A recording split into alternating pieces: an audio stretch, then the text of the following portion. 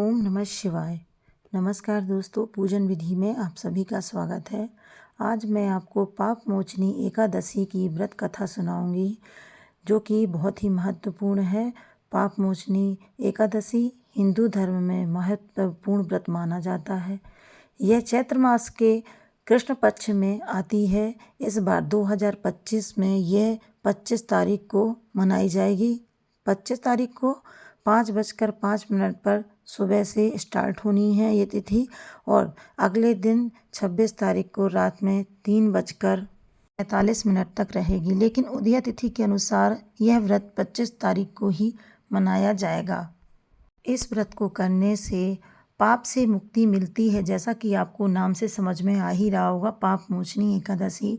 आत्मा को शुद्धि मिलती है, सकारात्मक ऊर्जा मिलती है और मन को शांति मिलती है। इस वीडियो में मैं आपको पाप मोचनी एकादशी की व्रत कथा बताऊंगी एवं व्रत की विधि भी बताऊंगी। तो कथा शुरू करने से पहले मैं ये कहना चाहूँगी कि यदि आप मेरे चैनल पर पहली बार आए हैं तो सब्सक्राइब जरूर कर लें, ताकि आगे आने वाली वीडियोस आपको मिलते रहें। और आप पूजा पाठ से संबंधित कोई भी जानकारी यदि चाहते हैं, मुझसे पूछना चाहते हैं, तो कमेंट बॉक्स पर आप मुझसे पूछ सकते हैं। प्राचीन काल में चित्ररथ नामक वन में मेधावी ऋषि तपस्या कर रहे थे। इंद्र सहित देवगण भी वहां आकर विहार कर रहे थे। एक दिन अप्सरा मंजू घोषा ने ऋषि को मोहित करने का प्रयास किया। उसकी मधुर वाणी और नृत्य से ऋषि मोहित हो गए और लंबे समय तक तपस्या भूलकर उसके साथ रहने लगे। अंततः जब ऋषि को अपनी भूल का एहसास हुआ तो वे अत्यंत दुखी होकर प्रायश्चित करने लगे। अपने पापों से मुक्ति पाने के लिए उन्होंने नारद मुनि से उपाय पूछा कि आप मुझे ऐसा उपाय बताएं जिससे कि मैं पाप मुक्त हो जाऊं। तब नारद जी ने उन्हें पाप मोचनी एकादशी के बारे में बताया। उन्होंने कहा कि आप पाप मोचनी एकादशी का व्रत करिए। इस व्रत को करने से सब पाप मुक्त हो जाते हैं। ऐसी सलाह नारद जी ऋषि मुनि को देते हैं। फिर ऋषि मुनि ने इस व्रत का पालन किया और व्रत को रखा, जिसके प्रभाव से ऋषि ने अपने समस्त पापों से मुक्ति पाई और पुनः तपस्या में लीन हो गए।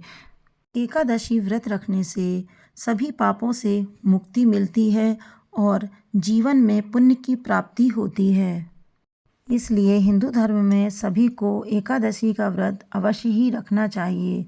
व्रत की विधि है कि व्रत के एक दिन पहले सात्विक भोजन करें। एकादशी के दिन प्रातः सुबह जल्दी उठकर स्नान करें।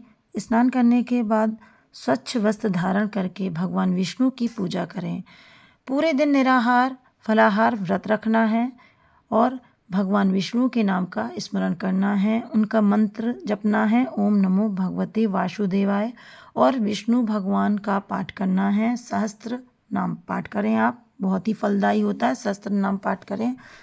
व्रत पूर्ण होने के बाद द्वादशी के दिन आप ब्राह्मणों को अपनी इच्छानुसार भोजन कराकर व्रत का पारण करें।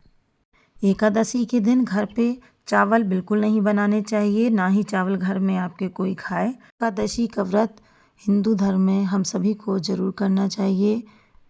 माह में 2 एकादशी पड़ती हैं। यदि आप दोनों नहीं रह पाते हैं तो एक एकादशी तो आप रहिए जरूर। बहुत ही फलदायी व्रत माना जाता है और कोई इसमें कठिन व्रत नहीं है।